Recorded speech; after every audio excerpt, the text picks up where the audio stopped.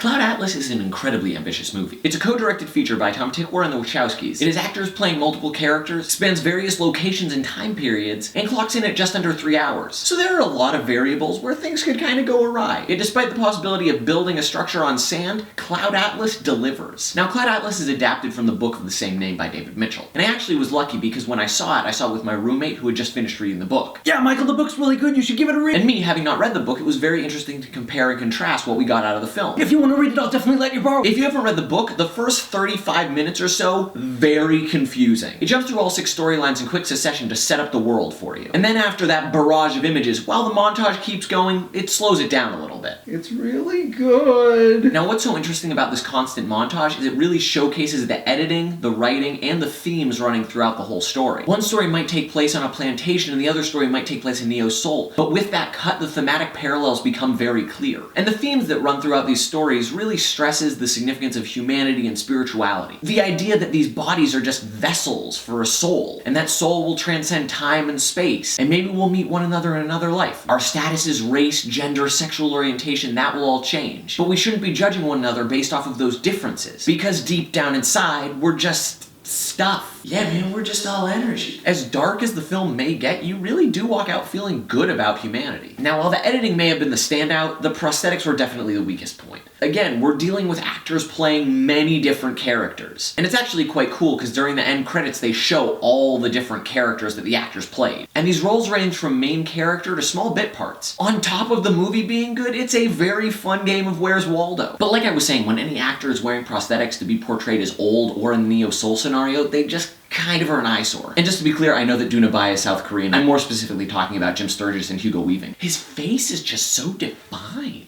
And if you were wondering what else Doona Bae's been in, I definitely encourage you guys to check out The Host, and a lot of other South Korean cinema. Thirst, The Vengeance Trilogy, Good, the Bad, and the Weird. Don't be afraid of the subtitles. These are great movies. I will say though, of the entire cast, Tom Hanks steals this one. It's just really interesting because with Cloud Atlas, I feel many of the actors, but especially Hanks, are playing really outside of their type. Like, has Tom Hanks ever played a villain? Please, let me know in the comments down below if that's like a thing. Because if he hasn't, Cloud Atlas definitely marks the vilest I've ever seen him. The variety of characters that Hanks gets to play, a thuggish Brit, a slimy doctor. Oh, and another fun one in the 1970s, it's like he decided to dress up like Dr. Connors from The Amazing Spider-Man. Like, look at the two. They're like brothers, right? Honestly, with the variety of characters that each actor is playing, it feels like a Saturday Night Live audition tape. If SNL was really big on metaphysics and spirituality. But that diversity, all around, that's what makes Cloud Atlas so unique and interesting. While the film may appear epic in scale, the past, present, and future are unified by the simplicity of each story's humanity. If you want a bit of a thinker, Cloud Atlas is definitely your movie. And now I really want to read the book. Hey, look at you movies, getting me to read. So those are my thoughts on Cloud Atlas. Leave your thoughts in the comments below. And of course, if you want, you can check out previous reviews or follow me on any of them social networking sites, be it Facebook, Twitter, or Tumblr. So comment, click, and keep loving movies, guys. As for me, well, I guess I should brush up on my SNL audition tape. I've just reached a point in my life where I'm just trying to be creative, so letting the camera just roll and the actors are going with it. It's like the film is my rock and I'm Sisyphus, just constantly pushing it over the hill, but it's something that I embrace, like my adopted daughter. Hello, my name is Daniel Plainview, and this is my son, HW. Now, it is my son's birthday, and that is why we have come to this Baskin-Robbins. So I ask you, do you have ice cream? Or perhaps a milkshake? Oi!